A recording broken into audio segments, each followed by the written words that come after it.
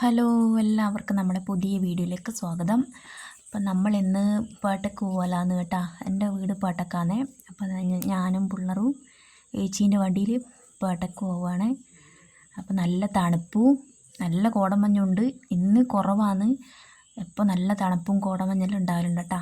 അപ്പം നമ്മൾ പിന്നെ മാക്കുട്ടോ ചെക്ക് പോസ്റ്റെല്ലാം കഴിഞ്ഞ് അവിടെ ചെറിയൊരു ചായപ്പൊടിയുണ്ട്. ചായപ്പൊടിയിൽ നിർത്തി ചായയെല്ലാം കുടിച്ച് കടിയെല്ലാം മേടിച്ചിട്ടാണ് കേട്ടോ എപ്പം പോക്ക്. അങ്ങനെ കട്ട്ലറ്റും സമോസയും കൽത്തപ്പവും കുറേ കടികളെല്ലാം മേടിച്ചിട്ട് വണ്ടിയിലിരുന്ന് തിന്നുകൊണ്ടാണ് കേട്ടോ പോവുക.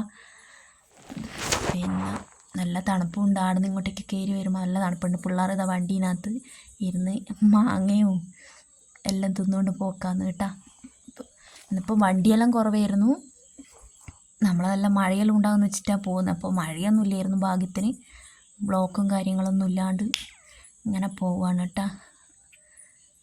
മേലോട്ടേക്ക് കയറുന്നതിന് നല്ല കോടമഞ്ഞെല്ലാം ഉണ്ടായിരുന്നു. നല്ല രസമാണ് കേട്ടോ കാണാൻ, നല്ല ഭംഗിയാണ്. പിന്നെ വണ്ടിയൊന്നും ഇല്ലാത്തതുകൊണ്ട് നമ്മൾ പെട്ടെന്ന് അങ്ങ് എത്തും.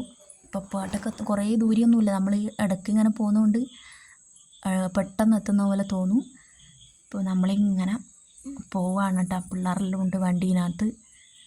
അപ്പോൾ വീഡിയോ എങ്ങനെയാണ് എഡിറ്റ് ചെയ്യേണ്ടത് എന്താ ചെയ്യേണ്ടതെന്നൊന്നും അറിയില്ല. വെറുതെ വീഡിയോ എടുത്തിട്ട് പിന്നെ അറിയുന്ന പോലെല്ലാം എഡിറ്റ് ചെയ്തിട്ട് അപ്ലോഡ് ചെയ്യുന്നതാണ്. അപ്പോൾ എന്തെങ്കിലും തെറ്റുണ്ടെങ്കിൽ എല്ലാവരും ക്ഷമിക്കണം. പഠിച്ച് വരുന്നേ ഉള്ളൂ.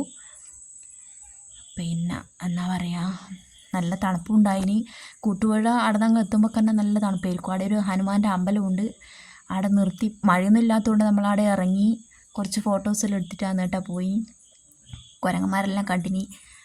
വണ്ടീൻ്റെ മേലെല്ലാം കയറി ഇരിക്കുകയാണ് ചെയ്യുന്നത് കേട്ടോ. അപ്പോൾ അവർക്കൊന്നും തിന്നാൻ കൊടുക്കാനൊന്നും ചെയ്താൽ കേസാവും. അതുകൊണ്ട് നമ്മളൊന്നും കൊടുക്കില്ല.